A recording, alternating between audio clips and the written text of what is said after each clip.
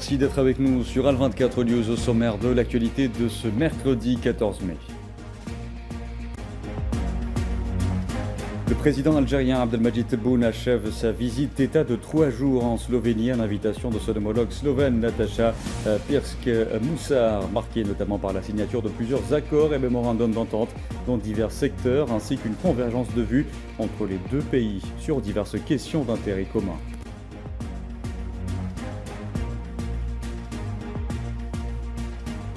L'entité sioniste poursuit son agression génocidaire contre la bande de Gaza, faisant au moins 80 martyrs, dont près d'une soixantaine au nord de l'enclave palestinienne. Et de nombreux Palestiniens défilent dans les rues de Ramallah, en Cisjordanie, à la veille du 77e anniversaire de la Nekba, revendiquant notamment le droit au retour des réfugiés palestiniens. Russes et Ukrainiens s'apprêtent à s'asseoir à la même table des négociations demain à Istanbul dans le but d'obtenir un accord de paix durable en Ukraine. Éclairage dans ce journal.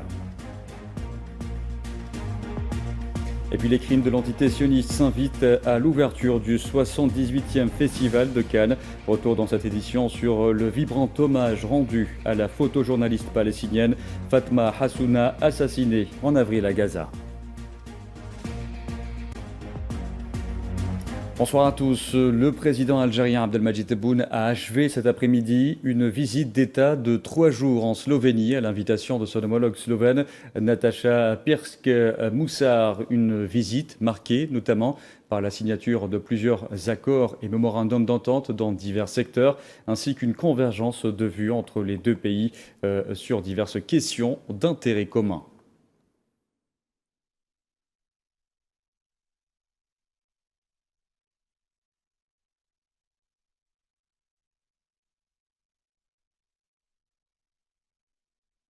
Au dernier jour de sa visite d'État en Slovénie, le président algérien a notamment visité à Ljubljana un centre d'invention et d'intelligence artificielle, au niveau duquel il a pris connaissance des projets technologiques les plus récents, ainsi que des systèmes intelligents développés par la Slovénie dans divers domaines. La visite d'État d'Abdelmadjid Tebboune à ce centre s'inscrit en droite ligne de l'orientation de l'Algérie vers une économie de la connaissance et vise à explorer les opportunités de coopération dans les domaines de l'innovation et de l'intelligence artificielle entre les deux pays.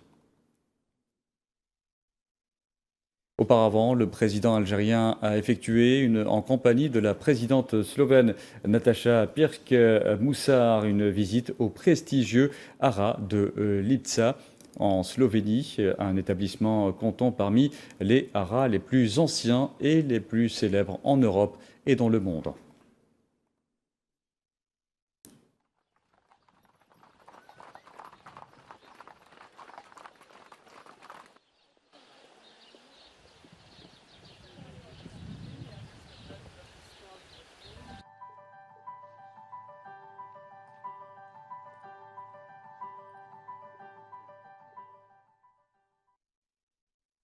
La visite d'État d'Abdelmadjid Tebboune en Slovénie a été marquée notamment par plusieurs haltes importantes, parmi lesquelles les travaux du forum algéro-slovène des hommes d'affaires co-présidé par les dirigeants des deux pays. Il était question notamment du renforcement des relations économiques et commerciales bilatérales pour qu'elles soient au niveau de l'entente entre les deux pays. Neila Hamouda.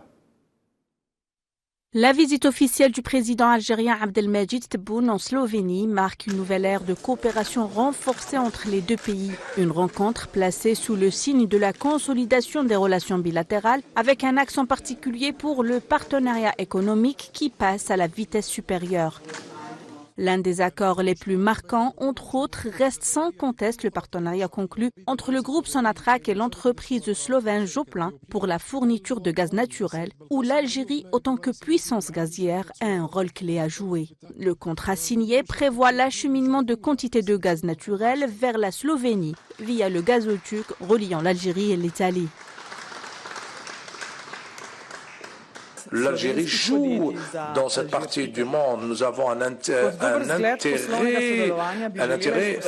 qui, pour l'Algérie, comme un exemple, je voudrais mentionner l'accord entre Sonatrach pour la fourniture, le gaz naturel, qui rend l'Algérie un partenaire des plus importants. Le secteur industriel et commercial a également été au cœur des échanges avec une volonté commune de dynamiser les investissements croisés.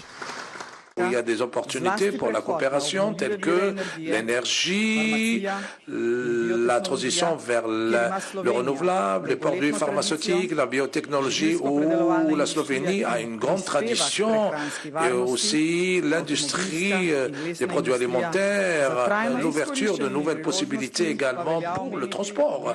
Je suis convaincu que ces entretiens d'aujourd'hui, des hommes d'affaires, vont contribuer à sortir avec de nouvelles idées pour augmenter la taille de nos activités économiques, et je voudrais croire qu'on doit avoir des investissements communs.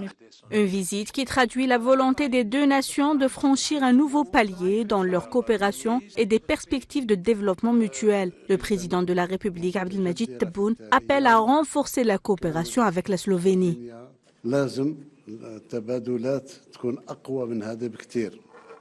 وتكون تعكس العلاقات اللي موجودة عندنا حاليا بيننا وبين البلد الوحيد في إفريقيا اللي ما عليش ولا سنتيم مديونية. هذا مؤشر قوي. أغلب الدول الإفريقية مستدانة يعني إلا الجزائر. الجزائر عندها استقلالها السياسي واستقلالها الاقتصادي واستقلالها المالي. Plus de 70 chefs d'entreprise algériens ont accompagné le président de la République, preuve de l'ambition clairement affichée, faire de ce déplacement un véritable forum d'opportunités économiques et de la coopération, un exemple qui dessine les formes de l'avenir, où l'Algérie et la Slovénie unissent leurs forces pour une croissance partagée et durable. Je vous en parlais en titre, au moins 80 Palestiniens sont tombés en martyrs et des dizaines d'autres ont été blessés ce mercredi dans plusieurs massacres dans la bande de Gaza, portant le bilan des victimes au 58e jour de la reprise par l'entité sioniste de son génocide à 2800 martyrs et plus de 7800 blessés, alors que depuis le 7 octobre 2023, l'entité sioniste a fait 52 928 martyrs et 119 846 blessés.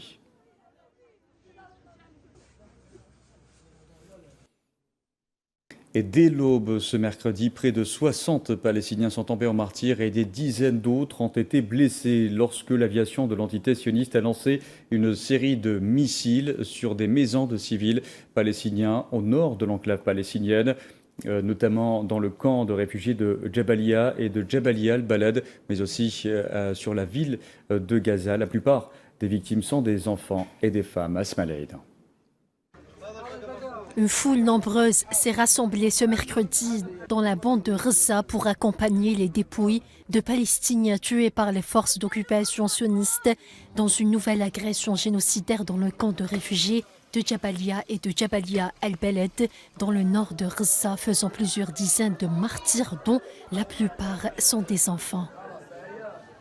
Les corps des martyrs et les blessés ont été transférés vers l'hôpital indonésien et celui d'El Aouda, tandis que les corps d'autres martyrs se trouvent encore sous les décombres des maisons ciblées. Des images insoutenables qui en disent long sur la souffrance endurée par les Palestiniens. Ils ont tiré 2 roquettes. Ils nous ont indiqué la maison de Mourbel. Nous sommes arrivés en courant, nous avons vu des morceaux de corps au sol, des enfants tués, la femme tuée, un bébé tué, sa tête explosée comme une fleur. Il était âgé de 2 mois.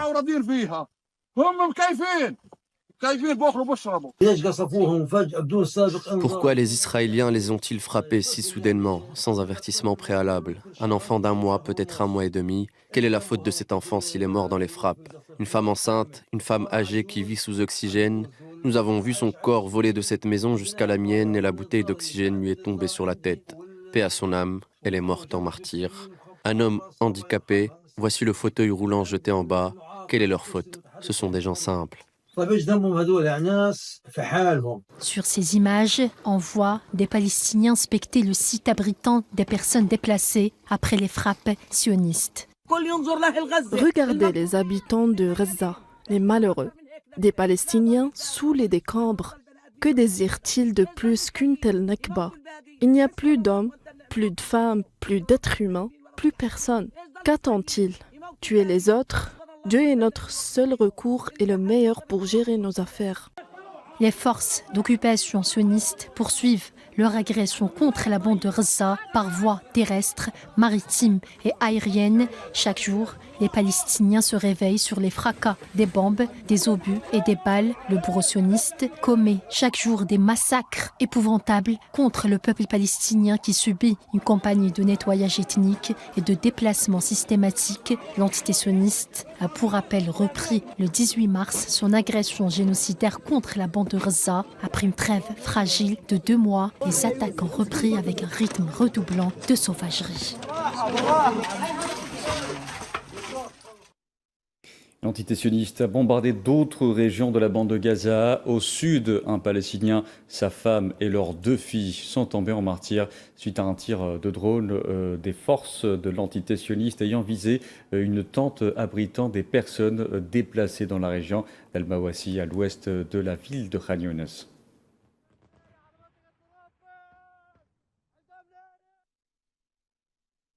Les habitants de Khan Younes ont été victimes hier d'un autre massacre documenté cette fois par les caméras de surveillance de l'hôpital européen bombardé par 9 missiles dont et autour de la cour de l'hôpital, faisant au moins 16 martyrs et 70 blessés.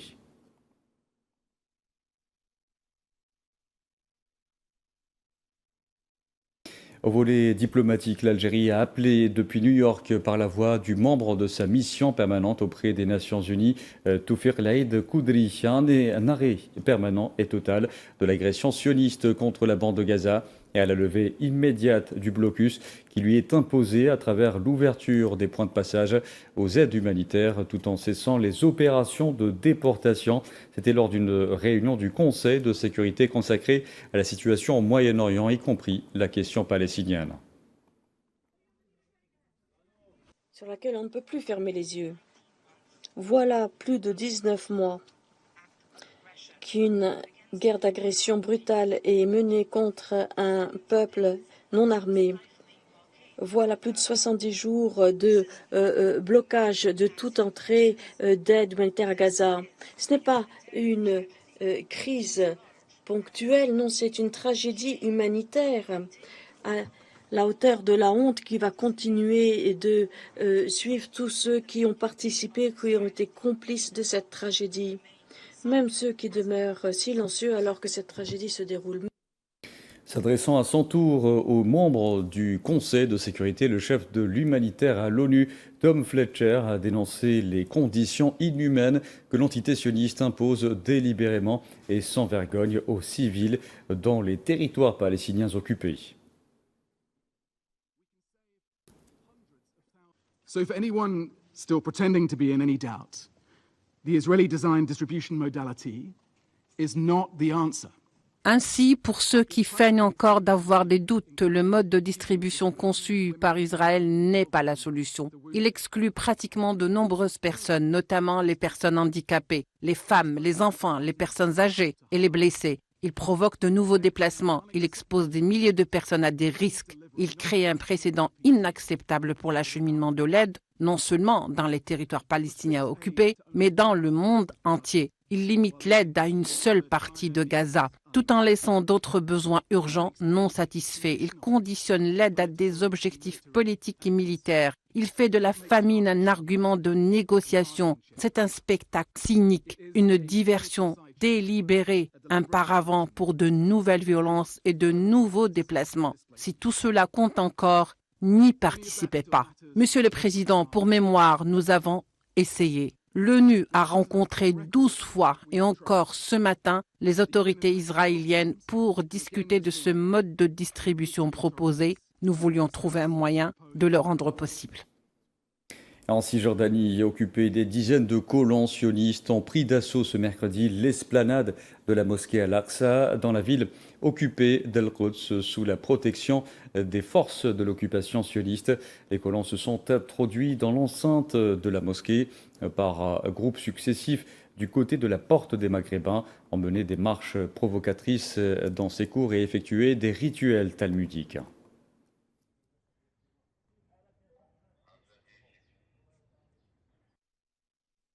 Et je vous en parlais en titre, alors que le peuple palestinien s'apprête à commémorer demain le 77e anniversaire de la Nekba, les territoires occupés sont encore le théâtre de développement majeur dans la lutte contre l'occupation sioniste qui poursuit son agression.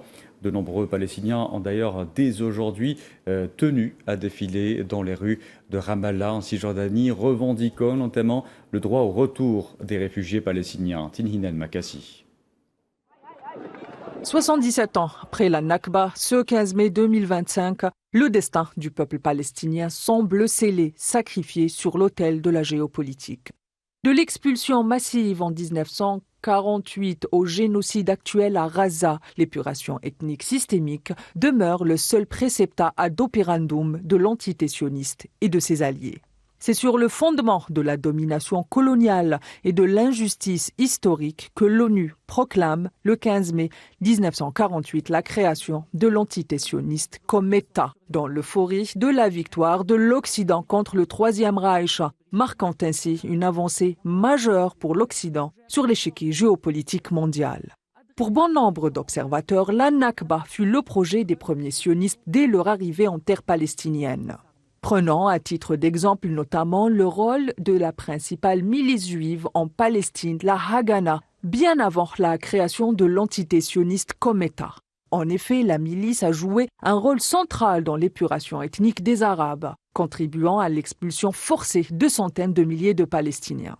Entre 1947 et 1948, la Haganah a mené des offensives violentes, incluant des massacres et des destructions de villages entiers, comme l'opération Narshon en avril 1948 et l'attaque de Deir Yassin le 9 avril 1948. Ces offensives ne sont pas des actes isolés et visent bien à la création d'un État juif en forçant l'exode palestinien. Et après la création de l'État sioniste, le 14 mai 1948, la Haganah est devenue la base de l'armée sioniste. Cette stratégie ne s'est pas limitée à la Palestine, mais a été soutenue par les grandes puissances de l'époque, qui ont vu en l'entité sioniste un atout géopolitique pour contrecarrer l'influence soviétique et affaiblir les régimes arabes. Après la chute des nationalismes arabes, la normalisation avec l'entité sioniste est pour certaines capitales du Moyen-Orient un rempart contre l'influence iranienne. La création de l'entité sioniste comme État soutenu par l'Occident a permis à l'entité sioniste de se renforcer tandis que les Palestiniens ont été dépossédés de leurs terres et de leurs droits. Depuis 1948, les États-Unis notamment ont soutenu politiquement et militairement l'entité sioniste, couvrant ces violations des droits palestiniens et renforçant l'injustice géopolitique au Moyen-Orient. Aujourd'hui, Gaza est le théâtre d'un génocide moderne où l'épuration ethnique continue. Les bombardements sionistes annihilent toute forme d'organisation sociale dans l'enclave. D'ailleurs, la même feuille de route semble aussi se dessiner en Cisjordanie occupée. Dans l'actualité aussi, et à la veille de pourparlers entre Russes et Ukrainiens à Istanbul en vue d'une éventuelle paix durable en Ukraine, le nouveau chancelier allemand Friedrich Merz a exhorté l'Occident à ne pas se diviser sur la question.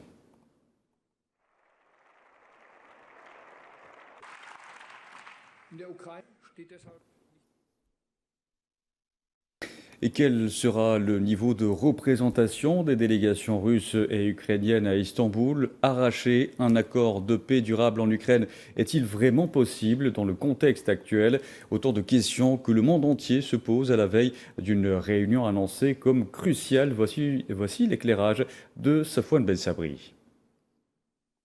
Des pourparlers de première importance, voire les plus importants depuis le début du conflit en Ukraine.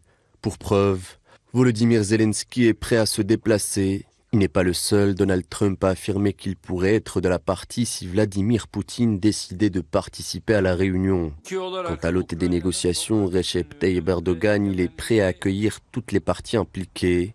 Il a par ailleurs réitéré son soutien à un cessez-le-feu russo-ukrainien. Donald Trump est en tournée au Moyen-Orient après l'Arabie Saoudite, le Qatar et les Émirats Arabes Unis.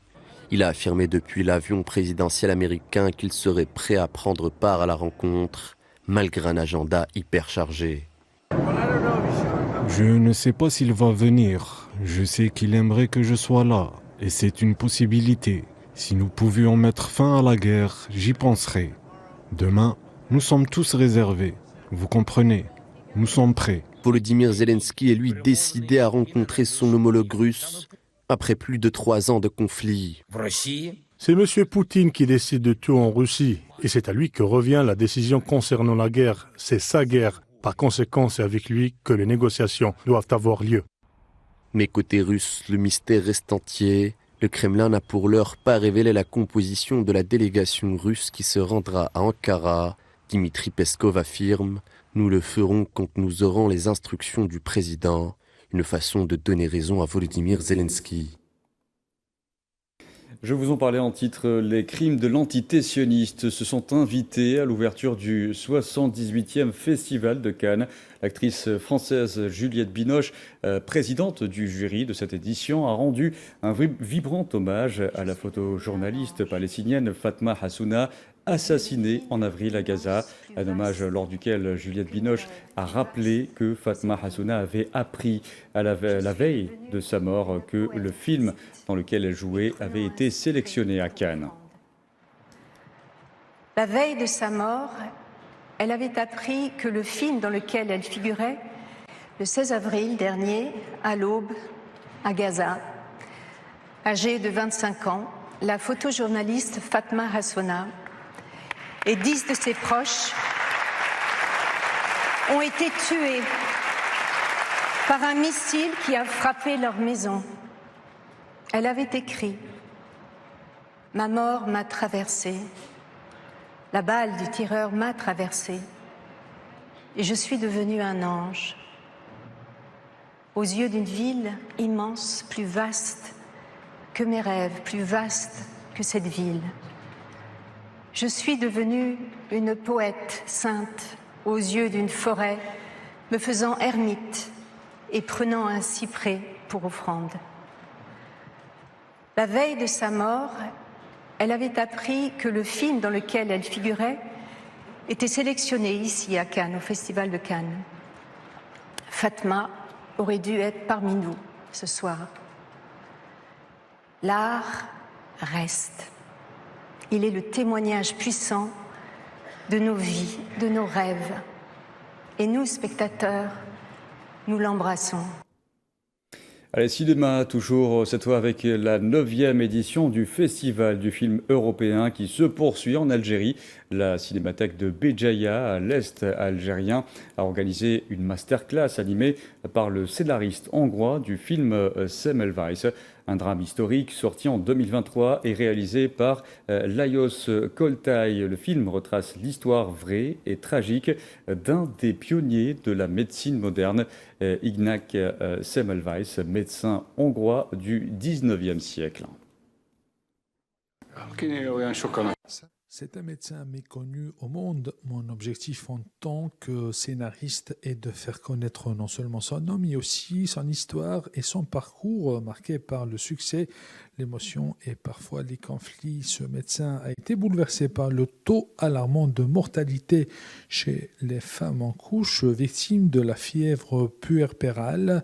Il a alors développé une théorie révolutionnaire, l'hygiène des mains, notamment leur lavage au chlorure de chaux, permettrait de sauver des vies. Grâce à cette méthode, la mortalité a chuté de manière significative dans son service. C'est un film qui montre une excellence hongroise qui a inventé une chose très simple dans la médecine que tout simplement qu'il faut laver les mains avant une intervention chirurgicale médecin. Et avec ce type d'invention simple, quand même simple, Alors, ils ont sauvé les vies des femmes, surtout des femmes en couche. Ils ont sauvé les femmes, pas seulement en Hongrie, en Vienne, mais également au monde entier. Voilà, et on arrive à la fin de ce journal. Merci à vous de l'avoir suivi. Vous pouvez revoir ce programme sur le site d'Al24 News ou à travers nos différentes plateformes en scannant le QR code qui s'affiche en bas de votre écran. Excellente fin de soirée.